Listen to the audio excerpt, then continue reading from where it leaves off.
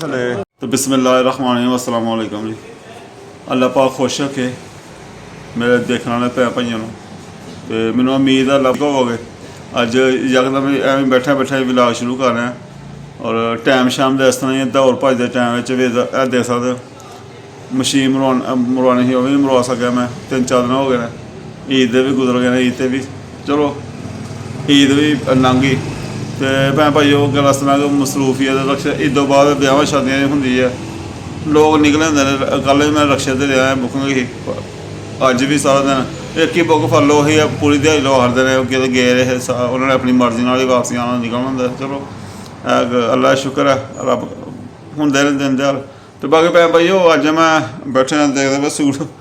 अज मैं ना एक छोटा जहा मेहंदी का प्रोग्राम ही वैसे मेरे अजीज ने मेरे मिलने वाले अजीज है उन्होंने ना बेटे की शादी बरात नहीं मैं जाना तो मेहंदी तो कहते कि चक्कर ला गई जो वेख जी कोई है ना तो बस काम की मसरूफी वजह तो उन्होंने कोई मैं नहीं हजे तक रात के 11:30 होने तो मैं इतने गुजरता पाया ही सलून है साढ़े इमरान भाई का टिकटॉक के मेरी मुलाकात हुई थी। टिकटॉक के तलक बने थे वैसे भी टिकटॉक जो तलक बने थे फिर एक होर भी एक की दसी रूहानी तौर पर भी एक तलक निकल आया तो जनाब वो मैं वेख्या गुजरता पाया सलून हाले खुला है ही तो इमरान भाई को मिलना बह गया मैं इतने तो नाले जरा ना इमरान भाई को गपशप हो रही है ना टिकटॉक के बारे फर्स्ट टाइम मिल रहा पहले टिकटॉक की मुलाकात होती रही है। कौन इमरान भाई जी ये हमारे पास भाई आए हैं मुस्तफ़ा भाई फर्स्ट टाइम ही इनसे मुलाकात हुई है। काफ़ी अच्छा लग रहा है इनसे मिलके। तो ये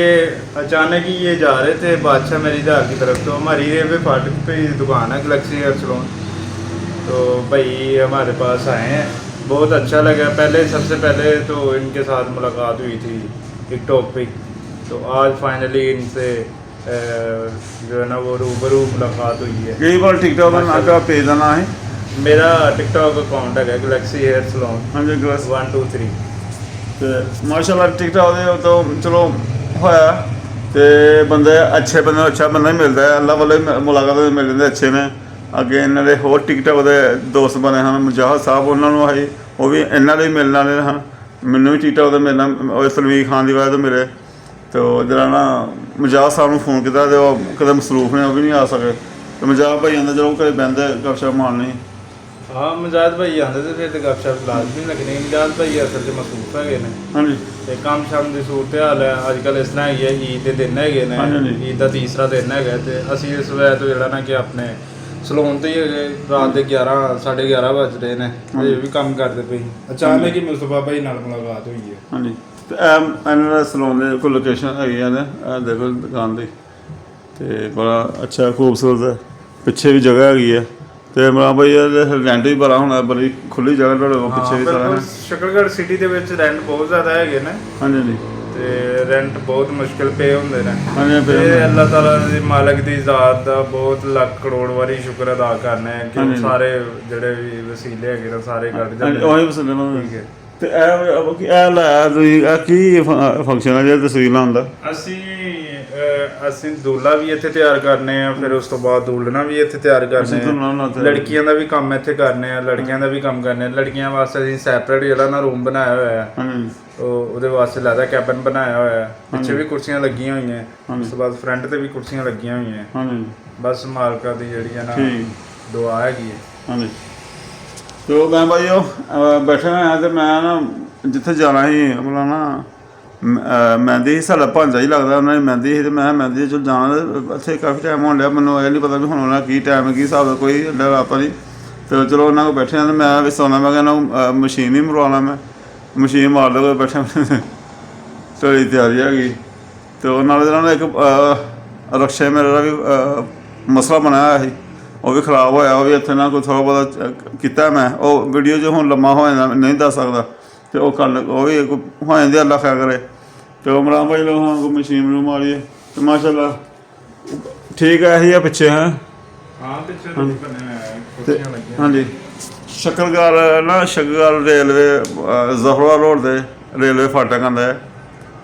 की रोड का नाम है railway road Shakargarh main interest है शकरगढ़ की। हाँ जी तो पकीज़ा स्वीट के नाल ही साड़ी दुकान है किंग बर्गर के बिल्कुल सामने। हाँ जी तो जब ਵੇਖਣ ਵਾਲੇ ਸਾਡੇ ਨਾਰਵਾ ਸ਼ੇਗਰ ਦੇ ਵੇਖਣ ਵਾਲੇ ਹੈਗੇ ਨੇ।